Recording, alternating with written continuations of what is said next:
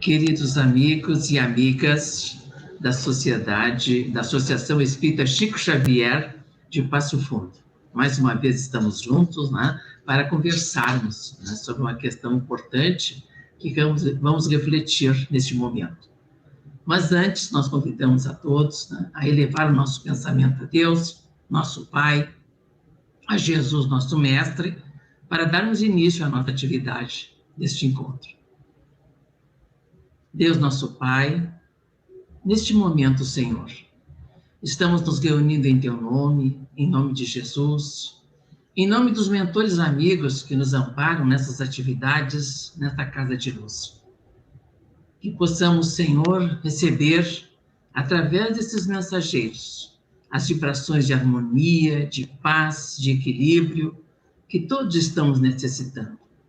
Que nos nossos lares, Pai, possa essa vibração positiva penetrar em todos os recantos e envolver a todos aqueles que estão conosco. Que assim seja. Então, queridos amigos, hoje nós vamos refletir sobre Jesus e o Natal. Vamos fazer uma reflexão sobre o significado deste momento, dessa data, né, que estamos nos aproximando nessa época do ano. O 25 de dezembro, né? Qual o significado desta data, né? Hoje, né, nós estamos pensando como que vamos vivenciar este momento. Na atualidade ainda, infelizmente, né, politicamente correto é não falar em Jesus nesse período, em que nessa situação que nós vivemos, né, de materialismo, de consumismo, de imediatismo. Esta data, ela se transformou de forma diferente, né? Hoje é a festa, a beberagem, né? A comilança, a entrega de presentes, e o aniversariante geralmente fica esquecido. Jesus, o nosso mestre maior, o nosso irmão maior, o guia da nossa humanidade, que deveria ser festejado com o nosso coração, né? Ele muitas vezes é esquecido. E os nossos lares se transformam numa situação, né, difícil, até de estresse, né, das pessoas, para que se faça essa comemoração faustosa, né? Mas não é esse o significado. E hoje nós vamos refletir sobre esse significado. Quem é o aniversariante, né, desta data tão importante para a nossa humanidade? Quem é Jesus? Jesus é o Espírito iluminadíssimo, que é responsável pela evolução da nossa humanidade. Ele que nos conduz para o caminho do bem e nos mostra, né, como temos que agir. Ele veio, né, há 2000 anos atrás, ele veio pessoalmente à Terra para trazer a mensagem de amor e vivê-la. E ele então nos mostra, através dessa vivência, não abrogando a lei, ele reencarna, né? Filho de Maria e de José, espíritos iluminadíssimos. Havia toda uma programação divina para essa vinda de Jesus à Terra, para que ele pudesse agora trazer a lei de amor. Jesus chega na nossa humanidade 1500 anos depois de Moisés, 1500 anos. Nesse período todo em que Moisés trouxe a lei divina, os 10 mandamentos, Moisés trazendo a lei, Jesus veio vivenciá-la. Ele mesmo coloca essa situação, não vim destruir a lei, mas vivê-la. Ele vai então nos ensinar como é que ele traz essa mensagem, como é que nós devemos aplicar nas nossas vidas a sua mensagem de amor, de luz, de equilíbrio, né? E então ele vai nos trazendo essa mensagem. Foi muito difícil essa passagem dele aqui na Terra, porque ele era esperado, né? Esperado pelos profetas da antiguidade. Todos falavam que viria o Messias, o Salvador, né? O rei judeu, e ele veio realmente de uma forma extremamente simples, humilde, e não foi compreendido pelos grandes da época, né? Pelo farisaísmo, pelo Império Romano que dominava todo mundo. Ele só foi compreendido e aceito entre os humildes, entre os sofredores, entre aquela população, especialmente da Galileia, lá na Palestina, que eram humildes, eram agricultores, pescadores, e ele então veio trazer a lei de amor, ele vem viver, vem nos mostrar qual é o caminho, né? E qual é o caminho que nós temos que seguir. E eis que ele escolhe vir, né, por dois espíritos iluminadíssimos, Maria e José, né? O pai e a mãe, e ele renasce num lar. Olha o grande exemplo que ele nos dá do valor do templo da família, né, que nós temos que reverenciar. Então, Jesus nasce num lar e reúne à sua volta, por volta dos 30 anos, ele reúne uma equipe, um grupo de 12 apóstolos, né?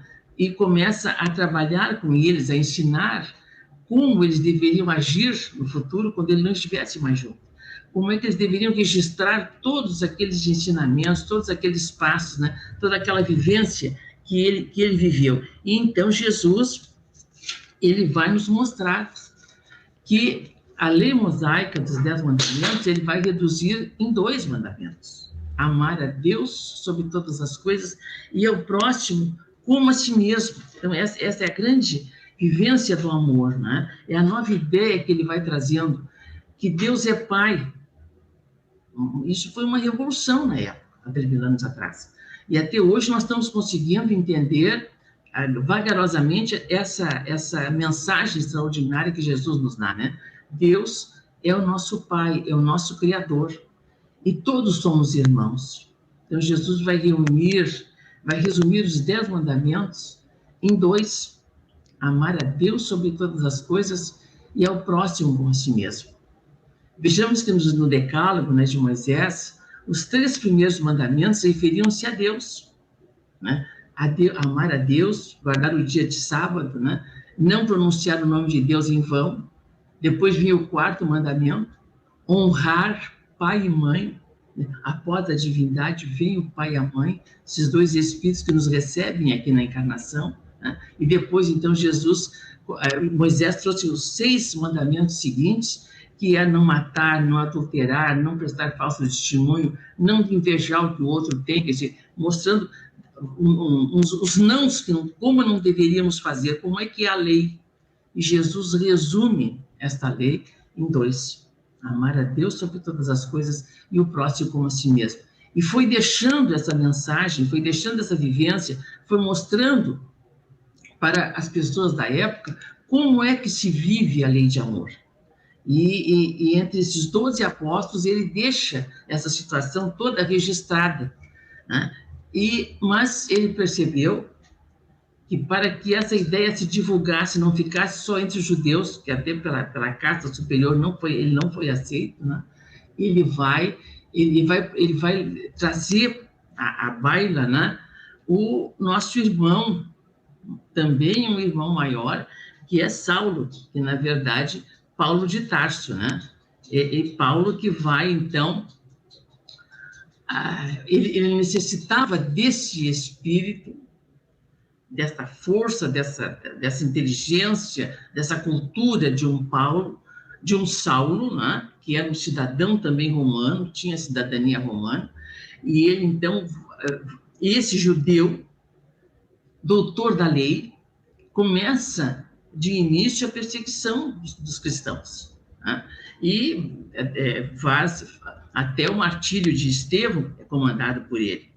E quando ele se destina, né, que ele vai a Damasco, Saulo de Tarso, né, perseguir os primeiros cristãos, ele na estrada de Damasco tem aquela visão extraordinária. Jesus se apresenta para ele, né, e pergunta: Saulo, Saulo, por que me persegues? E Saulo cai ali na realidade, né?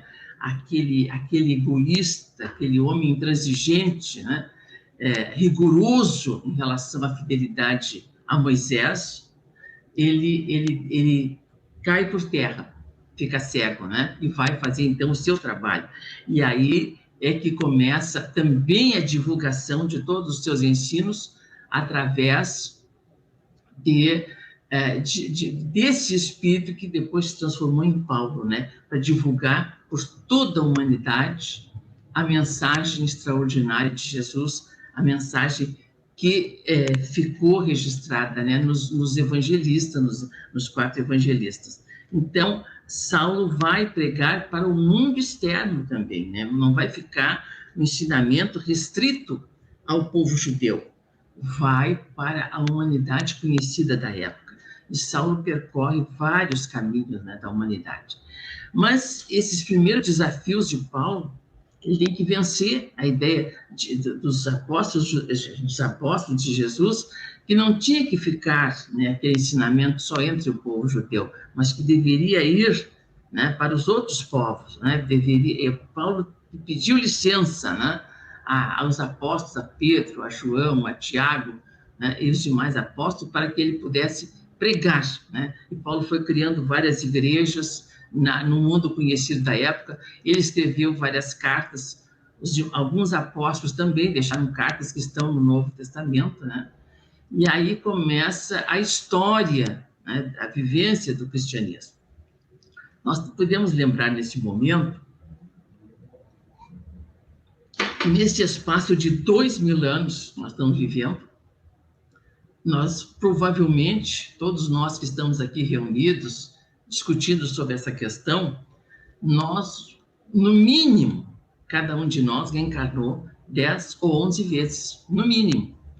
Nós já temos contato com esses ensinamentos de diversas formas, já nos equivocamos muito no passado, né? Então, nós temos que refletir que nesses séculos primitivos, os primeiros cristãos foram cheios de heroísmo, foram cheios de abnegação, mas sofreram muitas atrocidades. Então, os 300 primeiros anos da mensagem cristã foi muito difícil, né? E depois, o imperador romano, Constantino, oficializa, né, a religião cristã como oficial. E aí o cristianismo se emparelha com a política, né, com os dominantes da época, né? Então, a Roma, que era pagã, vai se tornar cristã. A criação do papado, a Igreja Católica Apostólica Romana, e as lições do Evangelho vão sendo deturpadas. E aquele primeiro papa, que seria Pedro, aquele pescador simples, humilde, né, que andava descalço, de sandálias, ensinando a mensagem de Jesus, vivendo na casa do caminho, amparando e ajudando, vai se transformar, essa figura vai se transformar no Papa, né, da Igreja. E isso vai trazer uma série de problemas, né, de desvirtuamento da mensagem que o Evangelho nos trazia. E vai trazendo. Então, começou quando Roma domina o pensamento de Jesus, a mensagem passa a ser deturpada, diferenciada. Então, o povo não tinha acesso à leitura do Evangelho, não, do Novo Testamento. Tudo era traduzido em latim, que era a língua já morta na época, né? Mas que era a língua clássica. Então, as pessoas ouviam a pregação, a leitura do Evangelho nas organizações religiosas, ouviam em latim e não entendiam, porque as pessoas não tinham esse conhecimento, né? Então, começa a arrecadação de dízimos, a indulgência dos pecados, o comércio das relíquias, as basílicas imponentes, né? Os cargos eclesiásticos remunerados, vendas de cadeiras no céu, tudo em nome de Jesus, né? Tudo em nome de Jesus. E isso vai trazer uma série de problemas muito difíceis durante esses séculos todos, né? Que nós estamos passando e esquecendo realmente o significado da mensagem de Jesus, né? De amor, de fraternidade, de humildade, de simplicidade. Amar a Deus sobre todas as coisas e ao próximo como a si mesmo foi esquecido. Mas passado um século depois, há uma reação muito grande da luz. E eis que reencarna, né, um dos apóstolos de Jesus, o apóstolo João, agora como Francisco de Assis. E ele vai propor à Igreja Católica Romana, que nós todos participamos de uma forma ou de outra, ele vai tentar ressuscitar o Evangelho de Jesus na sua essência. Ele então foi um frade católico, foi fundador da Ordem dos Franciscanos, era a ordem mendicante dos frades menores. Então, é a simplicidade, a pobreza, as igrejas simplicíssimas, né? E o Evangelho, ele pregava, o Evangelho devia ser seguido à risca, imitando a vida de Jesus, ser pregado de forma inteligível, persuasiva, principalmente pelo exemplo.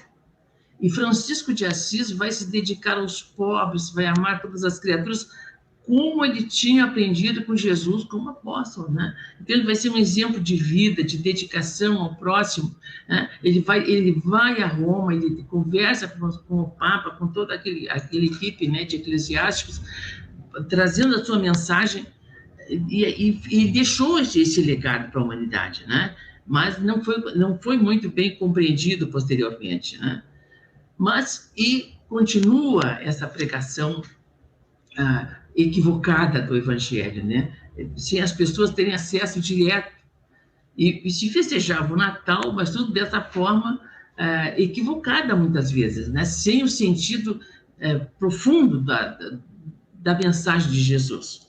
Então, nós tivemos depois o John Wycliffe, na Inglaterra. Ele era um teólogo também, né? Era um teólogo católico, e ele viveu de 1328 a 1384, e ele vai ser o precursor das reformas religiosas. Ele vai ir contra essa mistificação que tinha transformado o Evangelho de Jesus, né? Ele vai denunciar a corrupção do clero, né? Ele vai ensinar que qualquer um tivesse fé podia se salvar. Ele vai questionar todos os dogmas que foram aplicados, que estavam sendo aplicados, né? Ele vai questionar a riqueza, o luxo que era sustentado pelo Vaticano. Ele vai questionar a venda de indulgências. E aí vai acontecer uma coisa muito interessante. Ele vai lutar pela alfabetização do povo. Vejam só, queridos amigos, é lutar contra a ignorância, né? Ele vai lutar e vai propor a alfabetização, né? Para que e transcreve a Bíblia, o Velho e o Novo Testamento, que sempre era apresentado em latim, ele traduz para o inglês, a língua do povo que ele morava, né? Então, ele vai trazer, vai deixar isso aí muito bem colocado para a humanidade, né? Depois nós tivemos um outro grande, também teólogo, que vai se rebelar e vai seguir essas ideias de Wycliffe, né? Que é o Jan Hus, que muitos orientam como sendo uma das encarnações de Allan Kardec. Então, Jan Hus é um teólogo e pensador tcheco, e ele seguiu essas ideias, né? E traduziu a Bíblia para a língua tcheca, a língua que ele falava. E lutou também pela alfabetização, pelo esclarecimento das pessoas. Ele vai lutar por tudo isso aí, né? Claro que ele foi condenado por heresia, mas não abandonou as suas teses, né? E ele é queimado vivo. Em 1415, ele é queimado vivo, né? E ele deixa um outro seguidor também, que foi seu amigo, e que trabalhou com ele, né? Que é o Jerônimo de Praga, também da República Tcheca, né, que era adepto também de Wycliffe, alia-se a Jan Hus, mas ele não pôde se defender. Ele é condenado por heresia e morre queimado em 1416. Aí vejamos quanta luta para que o Evangelho de Jesus, né, realmente viesse à tona, atingisse as pessoas necessitadas, atingisse aquele que sofre, aquele que está injustiçado, né, aquele que luta pela sua liberdade. Então, esse processo vai acontecendo na humanidade. Sabe lá nós de que forma estávamos atuando nesses momentos todos. Nós não estamos aqui julgando, né, nem criticando ninguém, nem outras religiões, mas nós estamos refletindo reencarnacionista como somos, o que nós praticamos também, né? E como nós temos que refletir nesse Natal sobre qual tem sido a nossa ação individual na propagação do Evangelho de Jesus, na compreensão do seu Evangelho e na vivência, né, do que ele nos trouxe, né? Mas aí nós vamos ter uma outra figura muito importante na Alemanha, né? Martim Lutero, que em 1483 ele nasceu na Alemanha, né? Era também padre agostiniano, né? E sonhava em recuperar o Evangelho na sua pureza. E ele também, como Saulo, na estrada de Damasco, teve aquela visão do Cristo, ele também teve essa visão também de Jesus, né? E o chamamento para a tarefa que ele precisava fazer. Então, ele vai compreender realmente que tem que haver uma modificação, né, nessa visão equivocada, né, que a igreja estava sendo mostrada, né? E ele, então, em 31 de outubro de 1517, ele prega à porta da sua igreja, né, 95 teses que discordavam que o evangelho fosse pregado em latim, né? E ele faz também a tradução do evangelho para o alemão, e a divulgação foi imensa, né? E ele teve que ficar escondido, amparado, e ele conseguiu lutar até o fim da sua vida e deixar um legado de luz, que é o protestantismo, né? Que a gente conhece, o luteranismo, que faz essa modificação, né? E depois vai passando o tempo, né?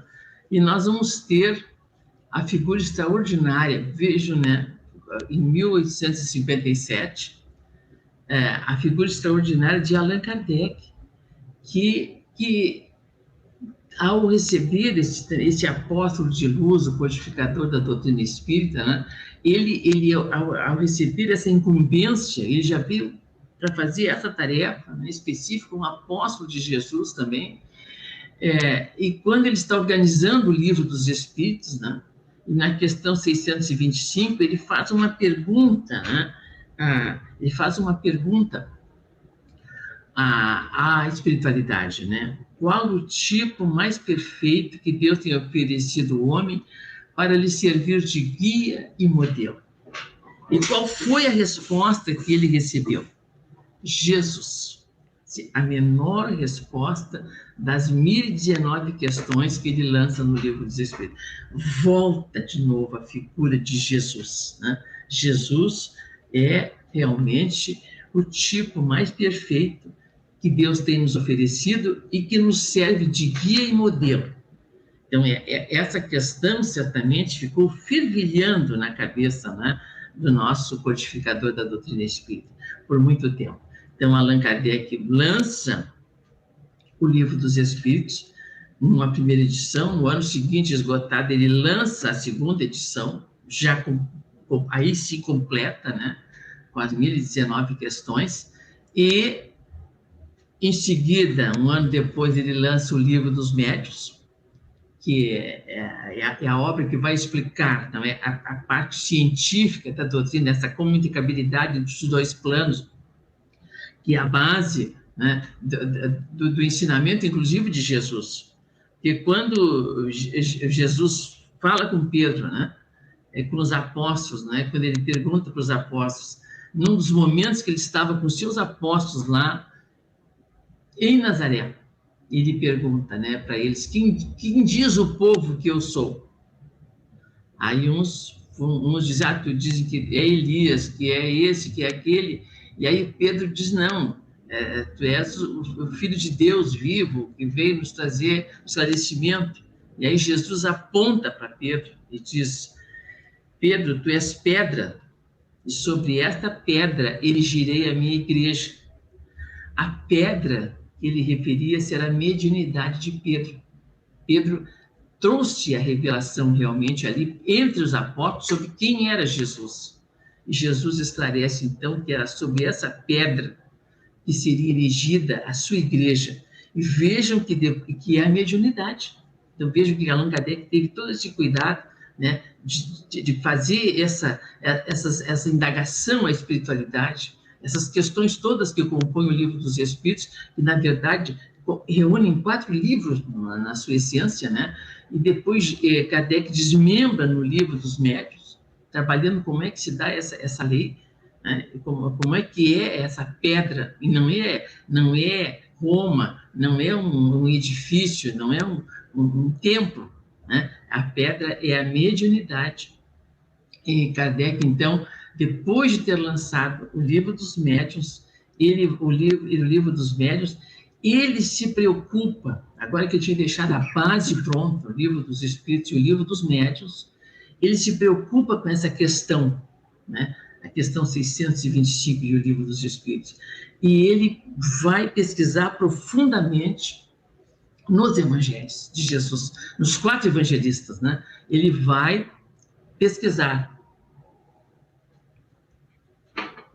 Ele vai procurar compor, né, toda a informação que Jesus trouxe através dos evangelistas que estão registrados nos 4 evangelhos, Mateus, Marcos, Lucas e João, e ele então ele se dedica, né, em setembro de 1863, em Paris, ele vai se organizar para que nas férias, né, quando a Sociedade Parisiense de Estudos Espíritas entrava em férias, ele se retira para uma casinha de campo que ele tinha em Santo Andrés, no mês de setembro, completamente só, nem a Amélie Boudet o acompanhou, porque ele queria ficar sozinho.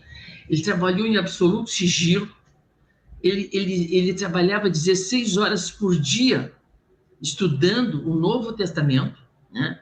E eis que ele vai recebendo pelo correio as mensagens de um dos médiuns da Sociedade Parisiense de Estudos Espíritas, que ele mandava as informações que a espiritualidade ia informando, né? E aí, então, ele recebe uma informação do Espírito São Luís, e o Espírito São Luís diz para ele: a obra requer não só isolamento, mas o mais completo recolhimento.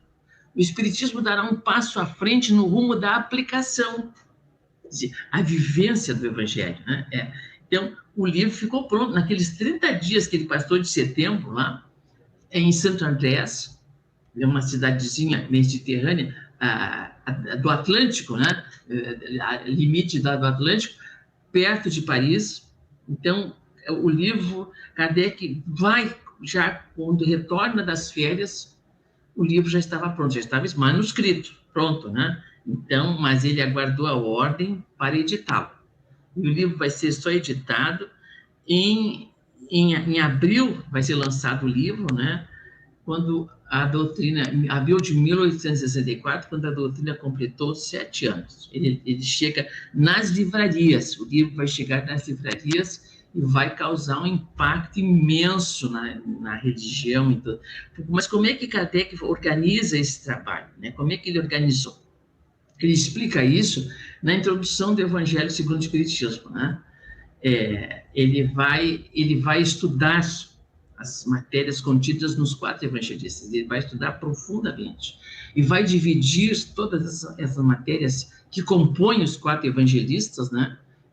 Ele vai dividir em 5 categorias diferentes. Primeiro, os atos comuns da vida de Jesus. Como é que Mateus trabalhava, Marcos, João, né? Lucas, como é que trabalhava os atos comuns da vida do Cristo. Os milagres que Jesus fez, né? Como é que estavam registrados em cada um deles, né? As predições que Jesus fez sobre o futuro, né? As palavras que foram tomadas por dogma pela igreja. E uma 5ª categoria, o ensino moral. Então, ele foi registrando, Kardec, com a sua racionalidade extraordinária, com a sua competência, ele vai registrando, né, vai catalogando todas essas informações nos 4 evangelistas. E reúne o ensino moral, que vai ser a base do Evangelho segundo o Espiritismo, né? É a base do Evangelho. Então, Kardec reúne neste momento, né, esta base e lança o Evangelho segundo o Espiritismo. Então, ele vai lançar o Evangelho segundo o Espiritismo, né?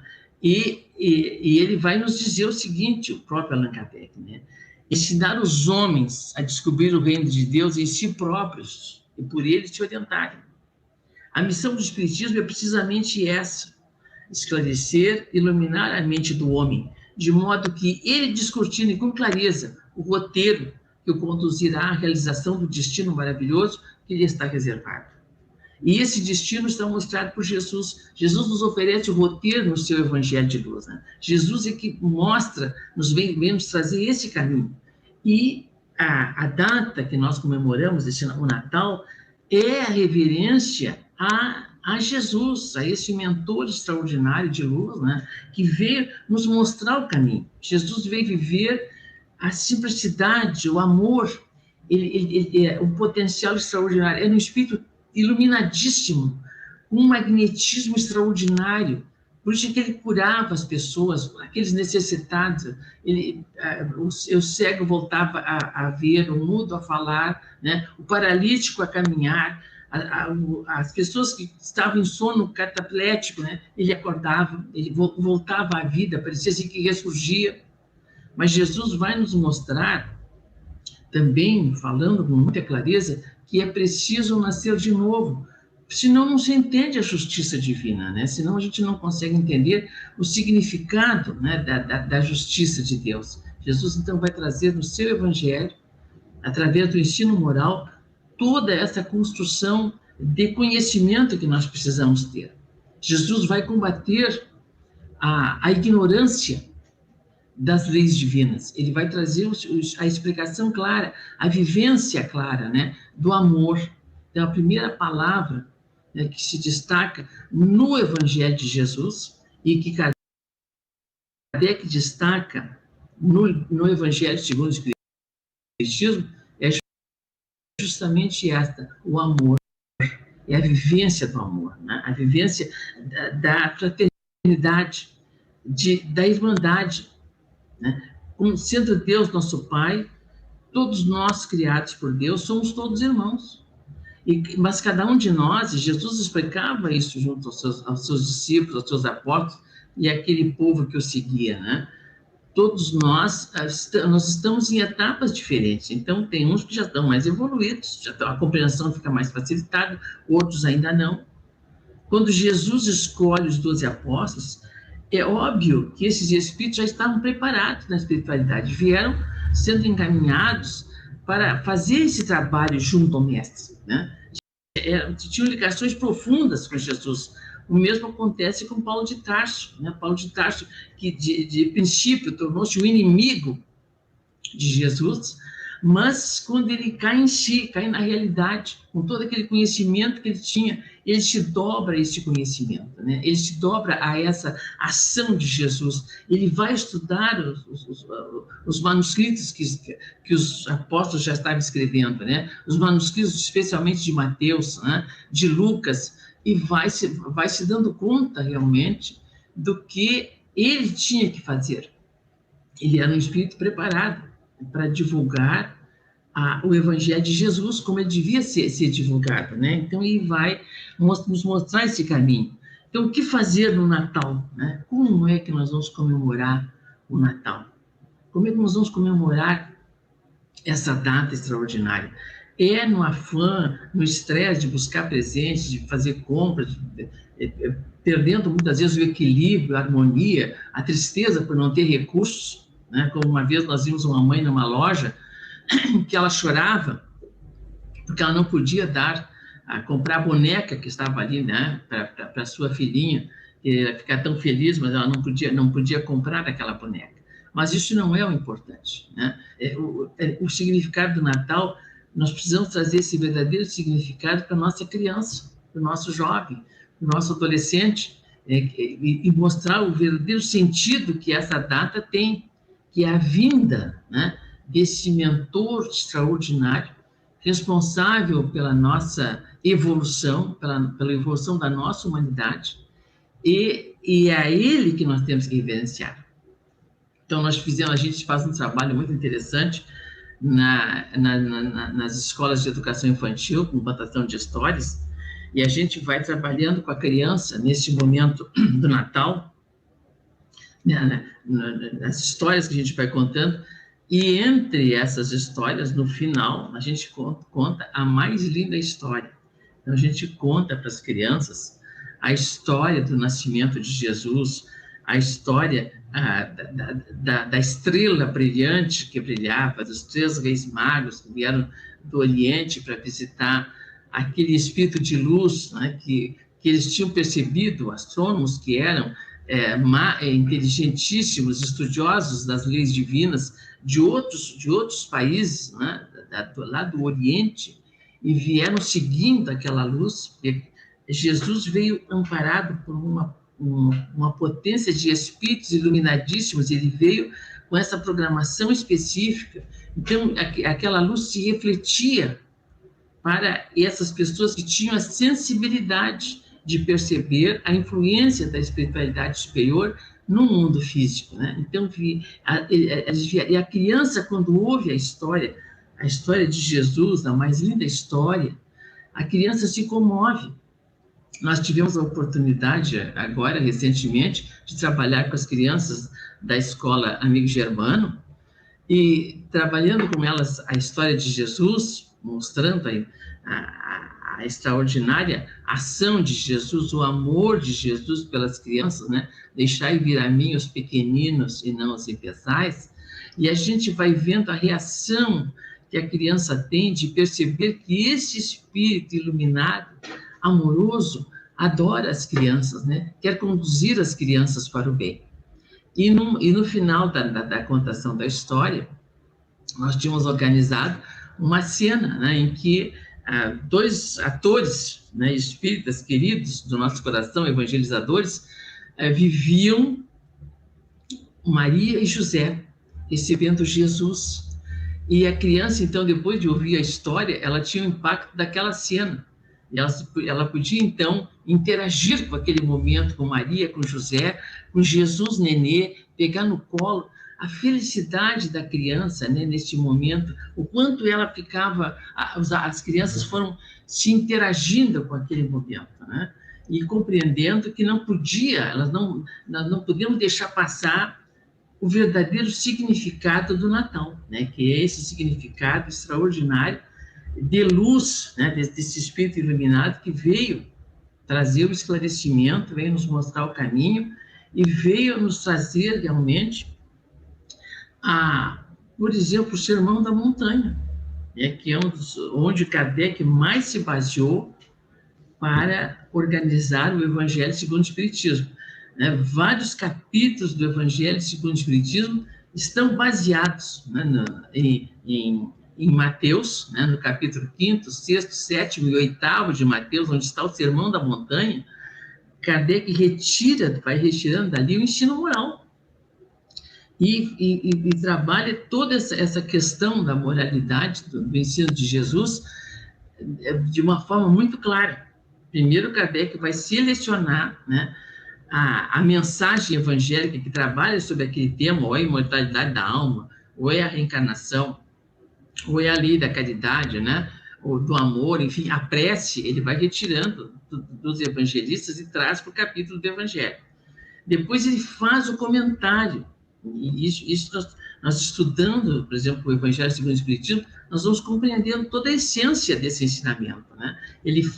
Kardec faz comentários brilhantes, e depois ele inclui ainda as instruções dos Espíritos. Ele inclui no Evangelho segundo o Espiritismo, nos 28 capítulos do Evangelho segundo o Espiritismo, 22 tem a inclusão da mensagem dos Espíritos. Olha a mediunidade, a pedra, né, sobre a qual Jesus construiria a sua igreja. A pedra da mediunidade. Então, Kardec vai colocando. Kardec, nesse período, né, de 1857, quando ele lança o Livro dos Espíritos, até 1863, quando ele vai organizar todo esse ensino de Jesus trazido pelos evangelistas, ele reúne das mensagens mediúnicas que chegavam na Sociedade Parisiense de Estudos Espíritas, ele reuniu mais de 3.600 mensagens que aqueles médiuns extraordinários que vieram com ele para a tarefa, né, reencarnaram com essa tarefa específica de dar sustentação ao trabalho de Allan Kardec, Kardec, então, reúne essas mensagens e começa a catalogar também, a organizar. Dessas 3.600 mensagens, Kardec percebe que 300 são de uma verdade irreprochável. 300 mensagens, 3.600. E aí ele conclui o seguinte, que escritores não faltam nem na espiritualidade, nem encarnados, mas poucos são bons. Então ele reúne essas 300 mensagens e dessas 300, ele seleciona 100 que ele vai incluir no Evangelho segundo o Espiritismo. Mensagens evangélicas que complementam o tema do Evangelho que Jesus trabalhou. Então, ele vai trazer, complementando, né, esse trabalho de forma extraordinária, mostrando-nos, né, que nós temos que realmente compreender o que significa esse momento, né? O que significa a questão da vivência do Evangelho, né? O que significa nós seguirmos o Cristo, né? Compreendermos esse roteiro. Então, o que nós vamos fazer, né, no Natal com as nossas crianças, no nosso lar? Como é que nós vamos comemorar? Né? Cada um tem a sua liberdade. Se quer com a árvore de Natal, Papai Noel, são símbolos, né? Mas que não esqueçamos, não é? O símbolo principal que é Jesus, com a sua mensagem de luz. Então, que haja, né, um espaço, neste momento, no lar, importante essa questão, né? No lar, que haja um espaço para a prece, né? Para essa comunhão, com a sintonia com essa equipe de luz de Jesus, né? Para que realmente esse canal possa se abrir no nosso lar. E ali inundar, né, de energias boas, que tenha a participação dos presentes, o amigo secreto, tudo isso é uma forma fraternal, né, de nós vivenciarmos essa data, mas que não excluamos, né, o verdadeiro sentido que ela tem, que é esse sentido profundo, né, de amor, de fraternidade, de respeito, né, de respeito que nós temos que ter pela figura de Jesus. Jesus tem que ser a figura central da nossa vida. Ele é o irmão maior, ele veio trazer a mensagem de libertação, ele veio nos mostrar o caminho. E o verdadeiro significado do Natal é revivenciar esse momento, né? Revivenciar essa situação. E é tão forte esse momento para a nossa humanidade, nessa comemoração dessa data, que até as guerras que muitas vezes estão acontecendo, neste período elas sofrem um momento de paz, né? E contam, né, na Segunda Guerra Mundial, inclusive, nas trincheiras de oposição, um inimigo na frente do outro, entre alemães e os opositores, e colocaram a música Noite Feliz. E todos cantaram, tanto de um lado quanto de outro. E quando terminou, saíram das trincheiras opostas, inimigos, se deram as mãos, se abraçaram, né, confraternizaram. Apesar de toda a dificuldade nossa ainda, né, o atraso mental, a nossa ignorância, né, nós conseguimos sentir realmente essa vibração positiva que o Natal oferece, né? E é isso que nós temos que repensar. E a importância do Espiritismo, a importância da mensagem que Allan Kardec nos traz, né? Do estudo da doutrina espírita e a importância da instituição espírita no mundo de hoje. Isso nos preocupa bastante, essa questão, né? Porque nós estamos tornando também o nosso movimento espírita um movimento muito elitista.